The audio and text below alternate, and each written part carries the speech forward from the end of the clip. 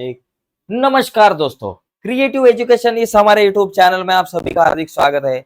आज हम डिस्कस करने वाले हैं 10th स्टैंडर्ड मैथमेटिक्स पार्ट 1 का एक बहुत इंपॉर्टेंट क्वेश्चन है दोस्तों। 4 मार्क को ये टाइप का क्वेश्चन आता है, आपको स्क्रीन के ऊपर दिख सकता है ये क्वेश्चन। देखो, ये क्वेश्चन 3 या 4 मार्क को बोर्ड एग्जाम को आता है, तो ये टाइप के दो क्वेश्चन आज हम देखने वाले हैं, बहुत इंपॉर्टेंट है। एक क्वेश्चन जो है वो शायद 3 मार्क्स को आ सकता है और दूसरा जो है 4 मार्क्स का। यूनिट टेस्ट हो या फिर हमारे प्रीलियम एग्जाम हो या फिर 6 सेमेस्टर हो, फर्स्ट सेमेस्टर हो, किसी भी एग्जाम के लिए ये क्वेश्चन बहुत इंपॉर्टेंट है और ज्यादा से ज्यादा बोर्ड एग्जाम के लिए। तो इसमें से ये पहला वाला क्वेश्चन हम देखते हैं, लेकिन ये क्वेश्चन देखने से पहले एक रिक्वेस्ट है, अगर आप हमारे चैनल पर नए हो दोस्तों और अब तक हमारा चैनल सब्सक्राइब नहीं किया तो अभी के अभी चैनल सब्सक्राइब कीजिए और उसके बाजू में एक बेल का बटन है उसे भी दबाइए, ताकि हमने अपलोड की हुई हर एक नई वीडियो की नोटिफिकेशन सबसे पहले आप तक पहुंचे। जाते हैं आगे। देखो भाइयों, ये जो पहला क्वेश्चन है इसको कैसे सॉल्व करने का, एकदम सिंपल है। क्या दिया है, 4/x plus 5/y is equal to 7 and दूसरा है 3/x plus 4/y is equal to 5। ये दो इक्वेशन है। तो यहाँ डिवाइडेड बाय नीचे जो डिनोमिनेटर में x और y है, तो हम क्या करेंगे यहाँ कि let 1/x is equal to a and 1/y is equal to b, ऐसे हम कंसिडर करेंगे। तो इसके लिए यहाँ क्या होगा, 4/x मतलब क्या होता है 4/xy, sorry 4 into x y, plus यहाँ 5 इंटू सॉरी 4/x का मतलब होता है 4 into 1/x and plus 5/y का मतलब होता है 5 into 1/y and is equal to 7। 3/x मतलब 3 इंटू 1/x, उसी के साथ 4/y मतलब 4 इंटू 1/y और इज इक्वल टू 5। ये इस तरह से इक्वेशन हम लिख सकते हैं। अभी देखो भाई साहब, 4 इंटू 1/x मतलब a, मतलब यहाँ 4a हो गया।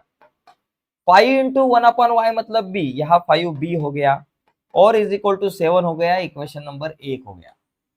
दूसरा देखो इक्वेशन भाई साहब कैसे बनेगा। दूसरी जगह पे क्या हो सकता है भाई साहब, ये सीधी लाइन क्यों नहीं आ रही है, आ गई। तो यहाँ देखो 3 इंटू 1/x मतलब 3a, उसी की तरह 4 इंटू 1/y मतलब 4b is equal to 5। Equation number 2। भाई साहब ये दो इक्वेशन मेरे को मिल चुके हैं ए और बी के फॉर्म में, तो इनको सॉल्व करने का क्रेमर की मेथड से सॉल्व करो या फिर कोएफिशिएंट इक्वल सॉल्व करो, किसी भी मेथड से आप सॉल्व कर सकते हो। तो ये दो इक्वेशन को सॉल्व करने का है और दो इक्वेशन सॉल्व करने के बाद ए और बी की वैल्यू निकालनी है और ए और बी की वैल्यू निकालने के बाद हम एक्स और वाई की वैल्यू निकाल सकते हैं। तो पहले चलो इनको सॉल्व करते हैं। मैं क्या करता हूँ, कोएफिशिएंट इक्वल करके सॉल्व करूंगा। यहाँ देखो भाई साहब, ए का कोएफिशिएंट ऊपर 4 है, नीचे 3 है, तो ए का हम कॉमन करेंगे, बी का भी कॉमन कर सकते हो, ए का करेंगे कॉमन। ए का कॉमन करने के लिए देखो ये दोनों को एक दूसरे से मल्टीप्लाई करो, मतलब 4 को 3 से मल्टीप्लाई करो 12 हो जाएगा, 3 को 4 से मल्टीप्लाई करो 12 हो जाएगा। तो 4 को 3 से मल्टीप्लाई करना, इसका मतलब इक्वेशन 1 को 3 से मल्टीप्लाई करना, 3 को 4 से मल्टीप्लाई करना, इसका मतलब इक्वेशन 2 को 4 से मल्टीप्लाई करना। और यहाँ हम इसे लिखेंगे, इक्वेशन नंबर 1 को हम 3 से मल्टीप्लाई करेंगे एंड इक्वेशन नंबर 2 को हम 4 से मल्टीप्लाई करेंगे और हमारा रिजल्ट क्या आएगा। देखो भाई साहब, दो नए इक्वेशन बनेंगे। क्या बनेंगे, 3 4 12, 12a, 3 5 15, 15b, 3 7 21, इसको कहेंगे इक्वेशन नंबर 3।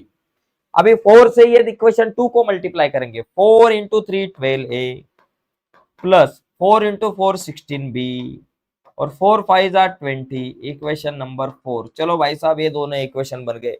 अभी यहाँ अगर हमने देखा तो हमको दिखता है, देखो 12a दोनों जन कट हो जाएंगे, दोनों कट होने के बाद मुझे b की वैल्यू मिलेगी।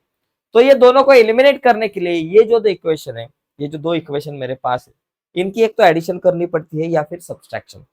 तो एडिशन तो नहीं कर सकते भाई साहब, एडिशन की तो 12 प्लस 12 24 हो जाएगा और हमको 24 नहीं चाहिए, उसको कैंसिल करना है। तो 12 और 12 को कैंसिल करने के लिए ये दोनों इक्वेशन का हम सब्सट्रैक्शन करेंगे, इक्वेशन 4 में से इक्वेशन 3 को माइनस करेंगे और यहाँ लिखेंगे equation number 4 minus equation number 3। Equation 3 में से 4 को माइनस किया तो भी चलेगा, मैं 4 माइनस 3 लिखता हूँ। पहले 4 को उठाओ, 12a plus 16b is equal to 20। क्या लिखेंगे, 12a plus 16b is equal to 20। और दूसरा जो इक्वेशन है 12a plus 15b is equal to 21। 12a plus 15b is equal to 21। Equation 4 में से 3 को माइनस किया, पहले इक्वेशन 4 को लिखा, फिर इक्वेशन 3 को लिखा। सब्सट्रैक्शन करते समय नीचे के साइन चेंज हो जाते हैं भाई साहब, प्लस का माइनस, प्लस का माइनस, प्लस का माइनस। तो 12 12 तो गए ना भाई, 12 12 कैंसिल हो गए, तो मेरे पास क्या रह गया, 16 माइनस 15 बी रह गया ओनली, और 20 माइनस 21 माइनस 1 रह गया। तो यहाँ मुझे बी की जो वैल्यू है वो मिली -1। तो इसको मस्त बॉक्स करते हैं। बी की वैल्यू तो मिल गई, अभी ए की वैल्यू निकालनी है।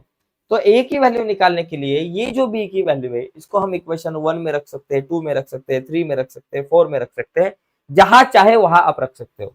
मैं इक्वेशन 1 में लिखता हूं, place b is equal to -1 in equation number 1। इसको इक्वेशन 1 में मैं रखता हूँ। ओके, तो 1 में रखने के बाद क्या मिलेगा बाबा, 1 है मेरे पास, 4a plus 5b is equal to 7, और यहां मैं लिखूंगा 4a plus 5b is equal to 7। 4a अपने जगह पे a की वैल्यू मुझे पता नहीं, 5 इंटू बी की वैल्यू -1 है, तो 5 into -1 is equal to 7। 4a अपने जगह पे 5, 4a अपने जगह पे 5 1 जा 5, माइनस है इसलिए -1 is equal to 7। Sorry, 5 into 1 5 होता है, तो यहाँ -5 लिखेंगे, इज इक्वल टू 7 अपने जगह पे। 4a अपने जगह पे -5, राइट साइड में गया +5, 7 + 5, so 4 is a is equal to 7 + 5 12। a अपने जगह पे 12 अपने जगह पे 4 मल्टीप्लाई राइट साइड में गया, डिवाइडेड बाय 4 हो गया, तो a इज इक्वल टू 4 3 जा 12। तो a की वैल्यू मेरे पास 3 मिल गई, और b की वैल्यू मेरे पास क्या है बाबा, -1। b -1 और a की वैल्यू 3 है। a और b की वैल्यू मिल गई, बट हमें क्या चाहिए, x और y की वैल्यू चाहिए। यहां लिखेंगे but 1 upon x is equal to a है, 1 upon x is equal to a and 1 upon y is equal to b रहता है।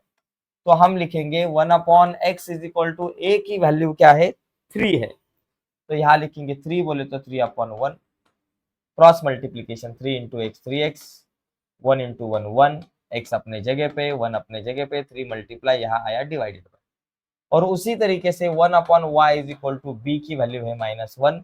ओके, तो क्रॉस मल्टीप्लीकेशन करेंगे, -1 के नीचे कुछ नहीं बोले तो 1 है, तो y इंटू -1 -y, और 1 into 1 1, -y is equal to +1। हमें निगेटिव y की नहीं वैल्यू लगती, हमें पॉजिटिव y की वैल्यू चाहिए, तो दोनों साइड के साइन चेंज करेंगे, -y का +y, +1 का -1, तो मेरा आंसर आ गया y इज इक्वल टू -1 और x इज इक्वल टू 1/3। ऐसे हम इस क्वेश्चन को सॉल्व कर सकते हैं, तो एकदम इजी है भाई साहब, तो इसका स्क्रीनशॉट लीजिए। इसके बाद और एक इंपॉर्टेंट थोड़ा सा हार्ड लेवल का क्वेश्चन देखते हैं, इससे थोड़ा सा बड़ा क्वेश्चन, ठीक है, ये 3 मार्क्स को आ सकता है, अगर आपका नसीब अच्छा होगा तो 4 मार्क को आएगा। आगे देखो ये क्वेश्चन, यहां हम क्या करेंगे, देखो भाई साहब 10 अपॉन एक्स प्लस वाई, इसका मतलब 10 into 1 upon x plus y, plus 2 upon x minus y, इसका मतलब 2 into 1 upon x minus y, sorry 1 upon x minus y, ऐसे है। तो देखो यहाँ इसको हम ऐसे लिखेंगे कि 10 इंटू, देखो क्या लिखेंगे, 10 into 1 upon x plus y, plus इसका मतलब 2 into 1 upon x minus y is equal to 4। यहाँ देखो 15 into 1 upon x plus y, इसका मतलब, और -5 into 1 upon x minus y is equal to -2। देखो अभी हम क्या करेंगे बाबा, कंसिडर क्या करेंगे, let 1 upon x plus Y is equal to, हम क्या करेंगे, consider a, and 1 upon x minus y is equal to b consider करेंगे। ये हमने देखा है, एकदम सिंपल है।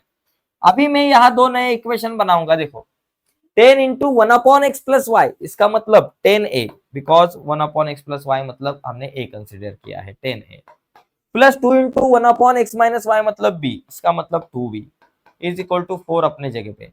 देखो भाई साहब 10 2 4 सबको 2 से डिवाइड कर सकते हैं, 2 5 जा 10 तो 5a, 2 1 जा 2 तो b, 2 2 जा 4, इक्वेशन नंबर 1।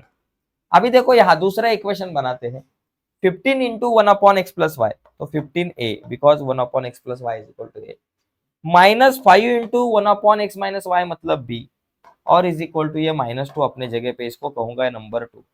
तो अभी ये दो इक्वेशन बने भाई साहब, इसको सॉल्व करो जैसे हमने पिछले इक्वेशन में सॉल्व किया था।